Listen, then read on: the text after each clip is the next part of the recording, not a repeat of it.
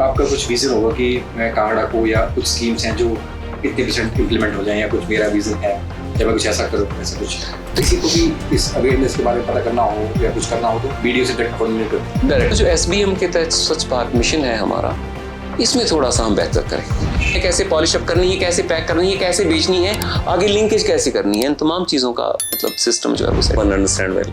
अध्यापक भी रहा हूँ इतना लंबा वक्त पहले, और रेडियो पे काम किया करता था।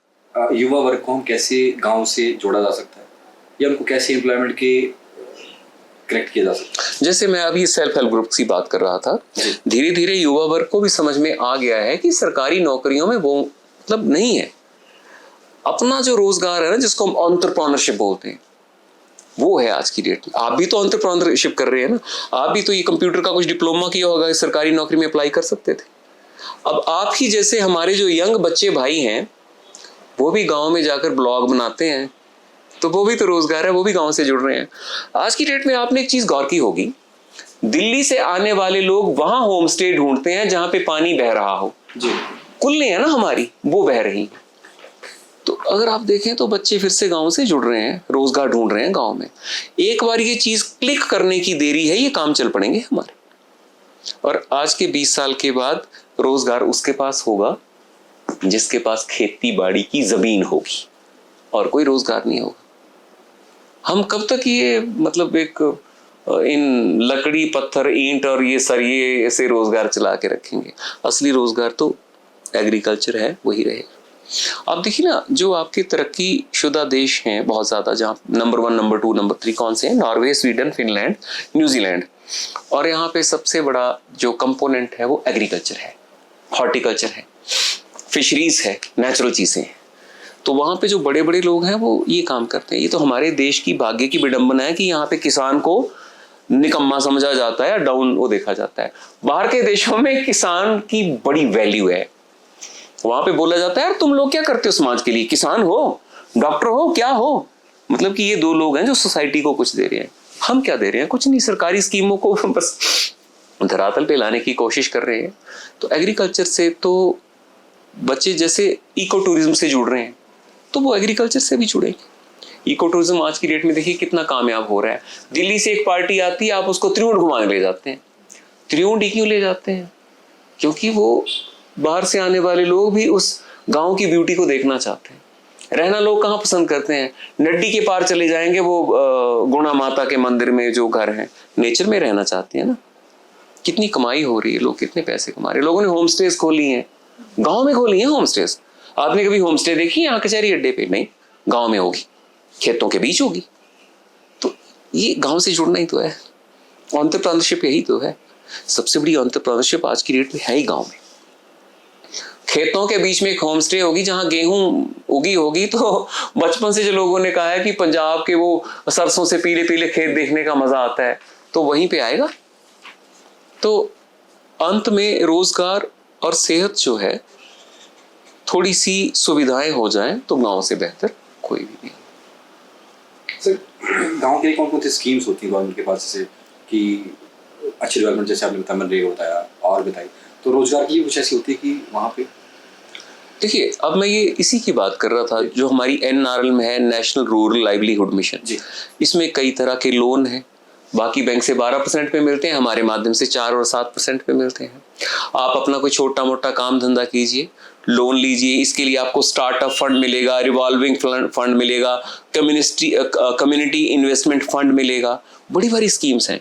अगर आप कभी फुर्सत से आए तो मैं पूरी बुक शेयर करूंगा ऐसी बड़ी। इसके मान लीजिए किसी ने करना हो पता, तो ये किससे करे? पता वीडियो से पता करे या किससे ये चीज? इसमें सबसे अच्छी एजेंसी आपका BDO ऑफिस ही है, क्योंकि मैं पूरे जिला को देखता हूं, तो सभी स्कीम्स को लोगों से डायरेक्टली मैं डील नहीं करता। BDO और पंचायत डायरेक्टली डील करते हैं, उनके पास ही पूरी मतलब किसी को भी इस अवेयरनेस के बारे में पता करना हो या कुछ करना हो तो BDO से डायरेक्ट कोऑर्डिनेट करें। ऑफिस में जाके लाइवलीहुड की सारी स्कीम्स पूछें कि क्या क्या क्रेडिट मोबिलाइजेशन, कौन सी स्कीम है आपकी, कब ये फंड मिलते हैं, क्या क्या करना पड़ता है। इसमें फंड आपको तभी मिलते हैं जब आप में सचमुच कुछ करने का मादा होगा। और सिर्फ सरकार को बेवकूफ बना के पैसे ऐंठने का तरीका है तो फिर वो काम कामयाब नहीं होगा। कुछ लोग होते हैं सर कि सिर्फ सब्सिडी के लिए, क्योंकि ये स्कीमें होती हैं 60% 80% सब्सिडी। यही कारण है कि ये स्कीम शुरुआत में चल नहीं पाई। अब सरकार भी समझती है, अधिकारी भी समझता है कि ये काम सिर्फ सब्सिडी के लिए हो रहा है, तो ऐसे लोगों की स्कीम्स पास नहीं होती। तो आपको जो सब्सिडी मिलती है अब तब मिलती है जब आप 3 साल ईमानदारी से काम करते हैं। स्टार्ट में आपको सब्सिडी मिलेगी नहीं। स्टार्ट में आपको जो आपका सरकारी रेट है बैंक का वो मिलेगा। जब पता लगेगा ना अफसर को और बैंक को कि अच्छा काम तो ये हो रहा है सही ढंग से, फिर वो सब्सिडी देगा।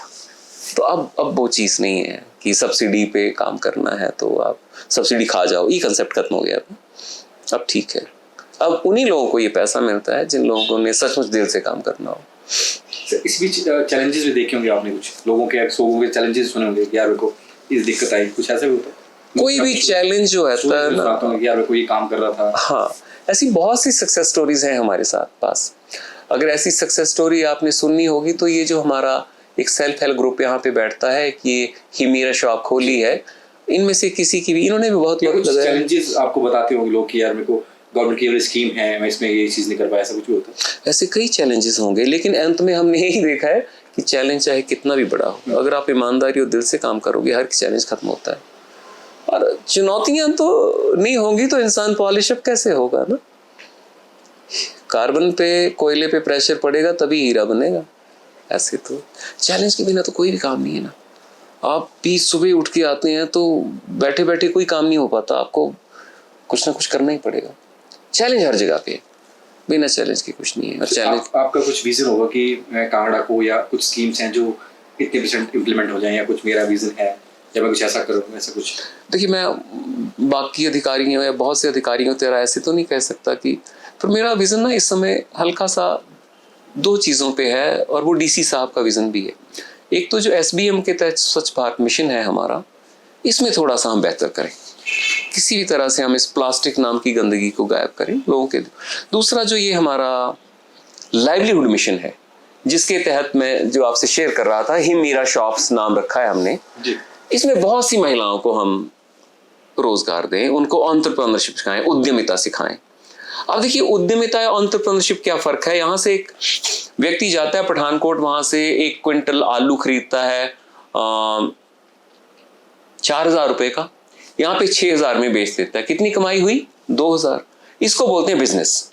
मैं बिजनेस नहीं चाहता, महिलाओं को या लोगों को मैं उद्यमिता से जोड़ना चाहता हूं कि आपने 2 किलो आलू खरीदे 80 रुपए के, और उसके चिप्स बनाए जो कि आपने 3,000 में बेचे। ये फर्क है आपकी एंटरप्रेन्योरशिप, उद्यमिता में और बिजनेस में। तो उद्यमी बनेंगे तो 4 पैसे कमा पाएंगे, है ना। तो यही हमारी जो सोच है जिसको हमने, बाकी देखिए मनरेगा तो चल रहा है, वो चलता रहेगा, वो तो दिहाड़ी है, उसमें आप सीखेंगे थोड़ी ना कुछ। परंतु ये जो हमारा लाइवलीहुड मिशन है, जिसके तहत ये महिलाओं को रोजगार, उनकी बनाई हुई चीजों को प्लेटफॉर्म, ट्रेनिंग वगैरह भी होती है कुछ? अगर किसी कुछ ट्रेनिंग, इन महिलाओं को इतनी ज्यादा ट्रेनिंग दी जाती है कि अभी आप इन महिलाओं का कभी आप इंटरव्यू करें तो आपको लगेगा कि हम कहां से कहां पहुंच गए हैं, और अभी तक इनके बनाए हुए चीजों को हम सही ढंग से दिखा नहीं पा रहे हैं। इनकी लगातार ट्रेनिंग्स होती है, और हम खुद कराते हैं, एग्रीकल्चर डिपार्टमेंट से अलग करवाते हैं, हॉर्टिकल्चर से अलग करवाते हैं।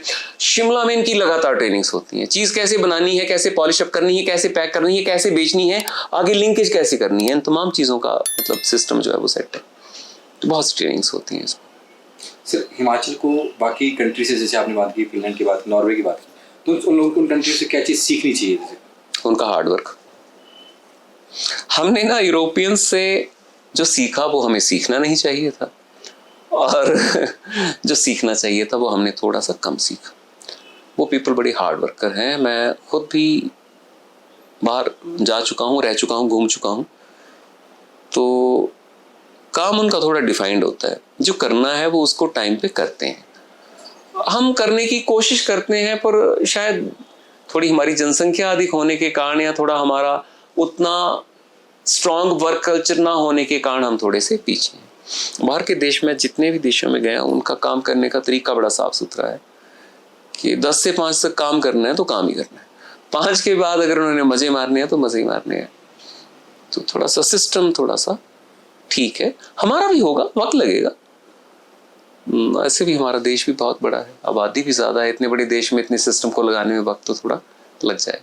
लास्ट में सर कुछ मैसेज आपका? मैसेज ही मेरा यही है कि 2 चीज़ें हैं। एक हमारा व्यवहार, दूसरा हमारा काम व्यवहार को लेके मेरा यही रिक्वेस्ट रहता है, सभी से मेरा एक संदेश या निवेदन है। एक तो जब कभी भी आप एक सरकारी कुर्सी पे बैठे हैं, आज की डेट में ये लोगों की मदद करने के लिए भगवान ने आपको ना एक माध्यम दिया है, तरीका दिया है। तो जब कभी भी कोई व्यक्ति आपके पास आता है तो आप बड़ों का आदर, हम उम्र से अपनापन और छोटों से प्यार, ये कभी ना भूलें और कोशिश करें आप उसका काम करने की बिना गुस्सा किए हुए। बाकी तो चीज़ें चलती रहती हैं, अगर इस चीज़ का ध्यान रखेंगे तो आपके भी और उनकी भी आधी परेशानियां वैसे ही खत्म हो जाएंगी। आप एक बार चल के देखिए इस पे कि बड़ों का आदर, हम उम्र से अपनापन और छोटों से प्यार, आपका आधा काम वैसे ही हो जाएगा। जी। जब आप किसी से तमीज से बात करेंगे तो कम से कम आप उसको बुद्धू नहीं बनाएंगे। और बिजी तो हर एक आदमी है, कोशिश करके देखिए, वक्त निकल ही आता है, हो जाता है सब। तो यही मेरा संदेश रहेगा। धन्यवाद। Thank you. धन्यवाद।